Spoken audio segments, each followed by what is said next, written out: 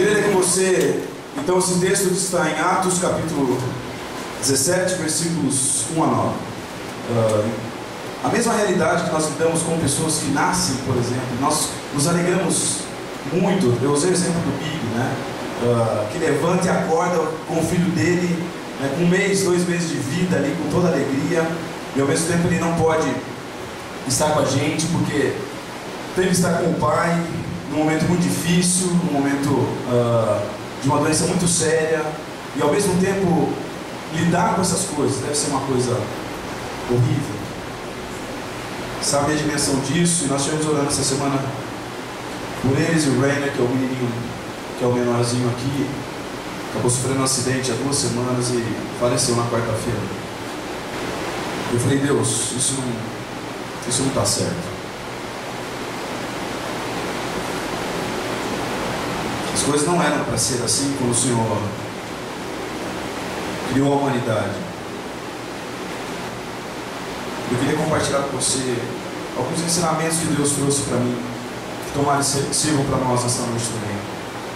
E a primeira coisa que Deus trouxe no meu coração foi que o nosso foco deve estar sempre, o tempo todo, na palavra de Deus, em Jesus, certo? E no seu reino. Quando nós lemos o texto de Atos, capítulo 17, nós nos deparamos com uma realidade onde isso explicava para você o que está acontecendo. Paulo está viajando e passando pelas cidades. Cada cidade que ele passa, alguma coisa acontece. Cada cidade que ele encontra as pessoas, se você for ler Atos, você vai ver que alguma coisa maravilhosa acontece, ou alguma coisa realmente sobrenatural acontece. É gente que é curada, gente que fica maravilhada, é mágico que fica bravo porque acabaram com a renda dele. Onde eles chegam, alguma coisa acontece. E a sinagoga é ensinar e discutir a palavra de Deus com outras pessoas. Paulo faz isso. Diz então que gregos, judeus, mulheres ricas e de influência na sociedade começam a ouvir o que Paulo estava dizendo, ouvir as palavras do evangelho que Paulo estava trazendo, as boas novas, e dizem que eles começam a aceitar a palavra de Paulo, ou seja, começaram a aceitar o evangelho em seus corações. E diz que alguns judeus, tomados de inveja, pegam Paulo, Silas e vão lá na casa de Jason, onde eles estavam hospedados, tentam trazê-los para o meio da multidão a fim de julgá-los ou qualquer coisa assim, e dizem lá que eles estavam causando problemas e tudo mais. Querido, nós não podemos confundir algo.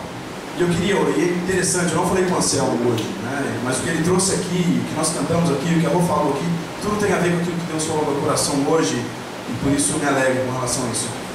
Em primeiro lugar, queridos, o foco da nossa vida não pode estar fora da palavra e do Mestre Jesus, em qualquer lugar.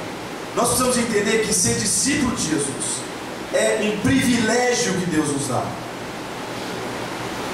Não é nenhum mérito, não é nenhum tipo de benefício, não é nenhum tipo de coisa que possa nos gerar algum tipo de soberba, qualquer coisa assim. É um privilégio, nós não merecíamos isso.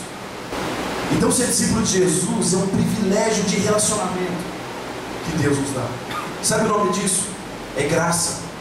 É receber alguma coisa que nós não merecíamos.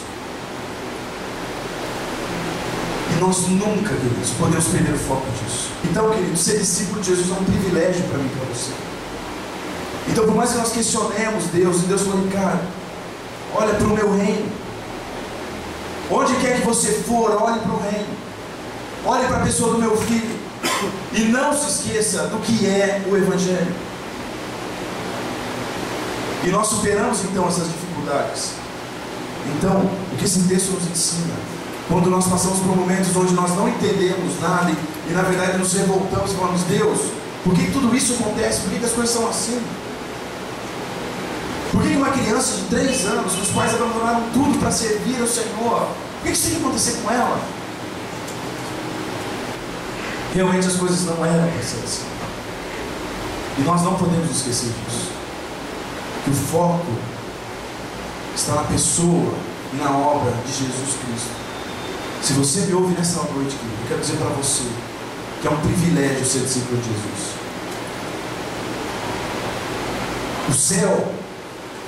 O céu é uma consequência disso.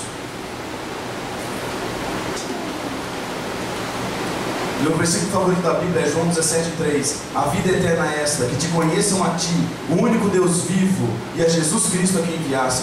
Ele não diz que a vida eterna é o céu e viver eternamente. Diz que a vida eterna é nós nos encontrarmos com Cristo, o Filho de Deus.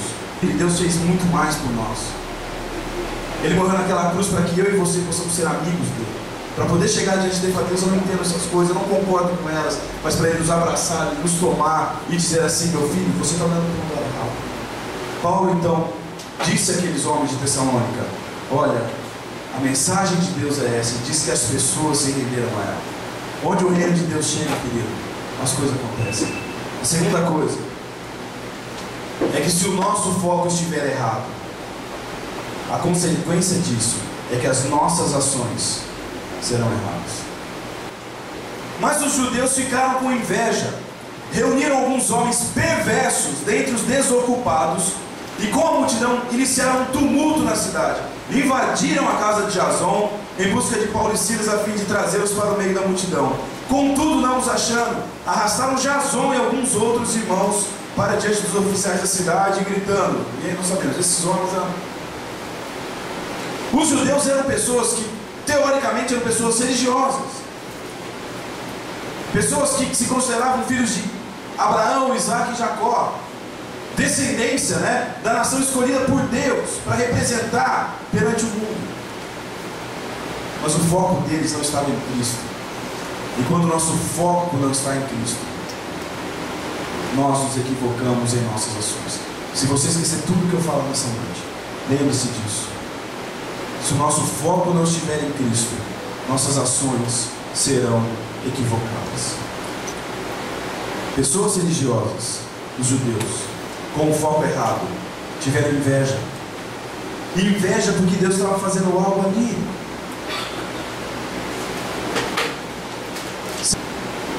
Segundo a palavra de Deus, nós somos pessoas boas ou pessoas ruins? Nós somos pessoas ruins. A sociedade onde você trabalha, onde você vive, diz para você que você é bom.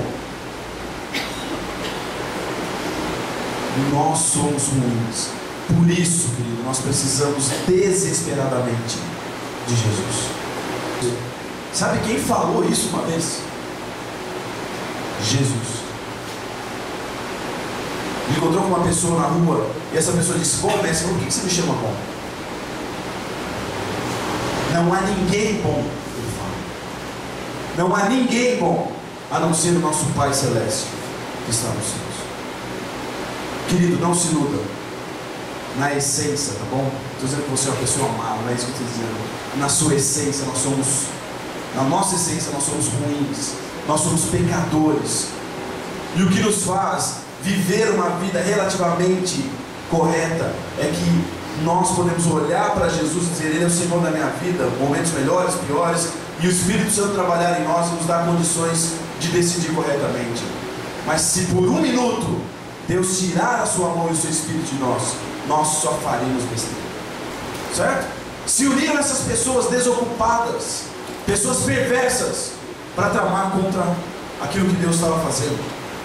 Nós julgamos, nós apontamos o dedo, nós insistimos no mal.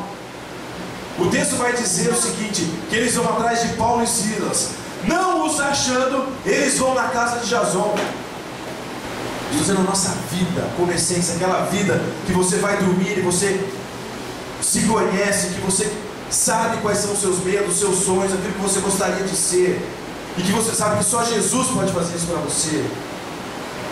Eu estou falando disso, de ser uma pessoa feliz na sua essência, naquilo que Deus criou você para ser. Sem Deus, isso é impossível. 1 Coríntios ou 2 Coríntios tem um texto que eu acho muito forte. Paulo vai dizer o seguinte: que a graça de Deus nos alcançou, e que se não fosse a graça de Deus, daí ele vai dizer assim, que nós somos redimidos, e que se não fosse a graça de Deus, nós seríamos como? Daí ele vai listar uma série de pessoas que, ao nosso ponto de ver, com certeza são pessoas que nós consideramos assim o máximo da maldade. Ele vai dizer assassinos, ele vai dizer pessoas más, ele vai dizer prostitutas e tudo, ele vai dizer uma série de comportamentos que realmente nos chocam. E ele vai terminar dizendo assim: como eram alguns de vocês? Para nos lembrar que sem Deus nós não somos nada. Em terceiro lugar, o foco do reino de Deus nos revela três coisas: a nossa missão, o nosso chamado e a nossa prioridade. Contudo, os não nos achando, arrastaram Jasão e alguns outros irmãos para diante dos oficiais da cidade, gritando: esses homens que têm causado alvoroço por todo o mundo, agora chegaram aqui. E Jasão os recebeu em sua casa. Todos eles estão agindo contra os decretos de César, dizendo que existe um outro rei chamado Jesus. Esses homens que têm causado alvoroço por todo o mundo chegaram aqui. Essa é a nossa missão. Aleluia, o dia que eu chegar num lugar e alguém fala assim: chegou o cara que tumultua. Chegou o cara que quando ele chega aqui alguma coisa acontece. Chegou aquele aluno que quando entra na classe as coisas mudam. Chegou aquele funcionário que quando entra aqui o clima pesado acaba. Chegou aqui aquele professor que quando ele abre a boca o meu coração se enche de vontade de estudar. Chegou aqui aquele dono de restaurante que quando ele prepara o prato as coisas são diferentes. Chegou aqui aquela mãe que cuida do jeito que eu queria, aquele pai. Queridos, é isso que nós temos que causar na vida das pessoas.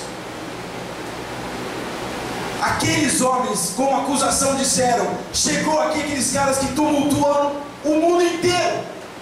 Meu Deus, e agora? Esses homens que têm causado alvoroço por todo mundo chegaram aqui. Essa é a nossa missão e tudo mais. Mas também o nosso chamado. Qual é o nosso chamado? Servir as pessoas. Esses homens que têm causado alvoroço por todo mundo agora chegaram aqui. E Jasão os recebeu em sua casa, mais maravilhosa de todas, querido. Se você tem o foco em Jesus, isso revela a sua prioridade. A frase mais linda disso aqui para mim é essa aqui: e Jasão os hospedou em sua casa. Todos estão agindo contra os decretos de César, dizendo que existe um outro rei chamado Jesus. Criticando. Alguém está te julgando. Eu quero que você se coloque no lugar deles.